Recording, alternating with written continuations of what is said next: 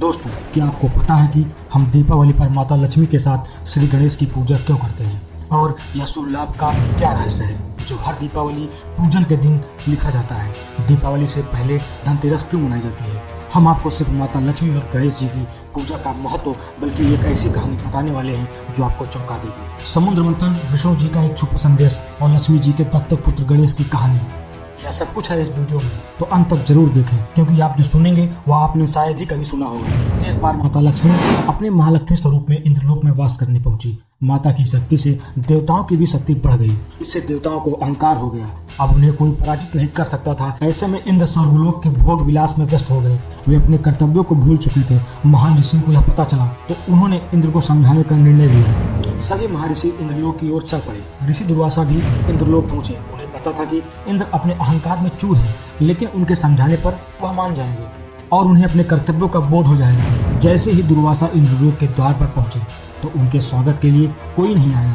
यह देखकर ऋषि दुर्वासा को क्रोध आया, मगर वह चुप रहे और अंदर सभा में पहुंचे ऋषि दुर्वासा को देखकर इंद्र अपने आसन से बैठे ही नमस्कार किया। इंद्र के नमस्कार में भी अहंकार झलक रहा था। ऋषि दुर्वासा अपने साथ बैजंती फूलों की माला लाए थे। उन्होंने इंद्र को आशीर्वाद देते हुए हाथ बढ़ाया और वह माला इंद्र को भेंट की। इंद्रदेव ने ऋषि दुर्वासा से माला ली और कहा कि यह सुगंधित माला क्यों लाए हैं। इंद्रलोक में सुगंध की कोई कमी नहीं है। इंद्रदेव ने वह माला ऐरावत के गले में डाल दी। ऐरावत ने माला अपने गले से निकालकर पैरों से कुचल दी। ऋषि दुर्वासा ने इसे अपना अपमान समझा और उन्हें बहुत क्रोध आया। उन्होंने इंद्र को लक्ष्मीहीन होने का श्राप दे दिया। कहा कि जिसके कारण तुम इतना अहंकार कर रहे हो वह पाताल लोक चली जाए। महर्षि दुर्वासा के श्राप के प्रभाव से माता लक्ष्मी पाताल लोक चली गई। माता लक्ष्मी के चले जाने से इंद्र और बाकी देवता कमजोर हो गए। दानव मजबूत हो गए। इसी कारण लक्ष्मीहीन देवराज इंद्र दैत्यों के राजा बलि से युद्ध में हार गए, जिसके परिणाम स्वरूप राजा बलि ने तीनों लोगों पर अपना आधिपत्य स्थापित कर लिया। हताश और निराश हुए देवता ब्रह्मा जी को साथ लेकर श्री हरि के आश्रय में गए। उनसे अपना स्वर्गलोक वापस पाने के लिए प्रार्थना करने लगे। तब जगत के पालनहार नारायण ने लक्ष्मी को वापस बुलाने के लिए समुद्र मंथन करवाया। श्री हरि ने कहा कि आप सभी देवगण दैत्यों से सुलह कर लें और उनका सहयोग पाकर मदरांचल को मथनी तथा वासुकी नाग को रस्सी बनाकर क्षीर सागर का मंथन करें। समुद्र मंथन से जो अमृत प्राप्त होगा उसे पिलाकर मैं आप सभी देवताओं को अजर अमर कर दूंगा।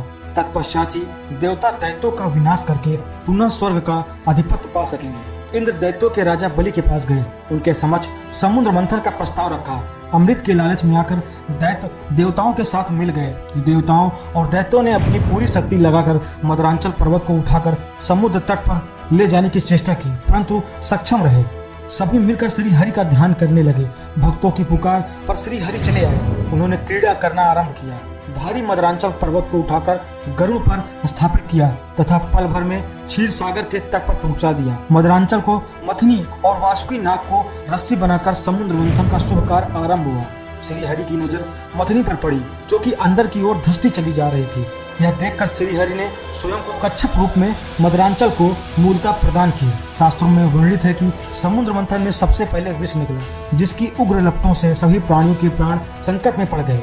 इसे भगवान शिव ने अपने कंठ में धारण किया और उसे अपने ऊपर हावी नहीं होने दिया, जिससे उनका कंठ नीला हो गया और वे नीलकंठ कहलाए। तत्पश्चात समुद्र मंथन से लक्ष्मी, कौस्तुभ, परिजात सूरा, धनवंतरी, चंद्रमा पुष्पक, ऐरावत, पंचाजन्य शंख, रंभा, कामधेनु, उच्च शवा घोड़ा और अंत में अमृत कुंभ निकला, जिसे लेकर धनवंतरी जी आए। और वह दिन था कार्तिक मास की कृष्ण पक्ष की त्रयोदशी।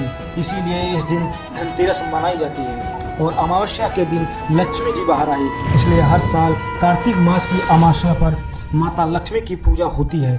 इसी दिन श्री राम वनवास से लौटकर अयोध्या वापस आए थे और उनके आने की खुशी में लोगों ने घरों में दीपक से रोशन कर दिया था। इसीलिए कार्तिक मास की अमावस्या पर दीपावली मनाई जाती है। इस दिन पहले लक्ष्मी का पूजन होता है। इसके बाद दिवाली की खुशी में घर को दीपक से रोशन किया जाता है। दोस्तों, माँ लक्ष्मी के साथ गणेश जी की पूजा भी जरूरी है। माता लक्ष्मी श्री अर्थात धन संपदा की स्वामिनी, वहीं श्री गणेश बुद्धि और विवेक के बिना धन संपदा प्राप्त होना दुष्कर है। माँ लक्ष्मी की उत्पत्ति जल से हुई थी और जल हमेशा चलायमान रहता है, उसी तरह लक्ष्मी भी एक स्थान पर नहीं ठहरती। लक्ष्मी को संभालने के लिए बुद्धि और विवेक की आवश्यकता पड़ती है। इसीलिए दिवाली पूजन में लक्ष्मी के साथ गणेश जी की पूजा की जाती है ताकि लक्ष्मी के साथ बुद्धि प्राप्त हो। 18 महापुराणों में वर्णित कथाओं के अनुसार मंगल के दाता श्री गणेश माता लक्ष्मी के दत्तक पुत्र हैं। पुराणिक कथा के अनुसार एक बार लक्ष्मी जी को स्वयं पर अभिमान हो गया कि धन प्राप्ति के लिए सारा संसार उनकी पूजा करता है, उन्हें पाने के लिए ललायत रहता है।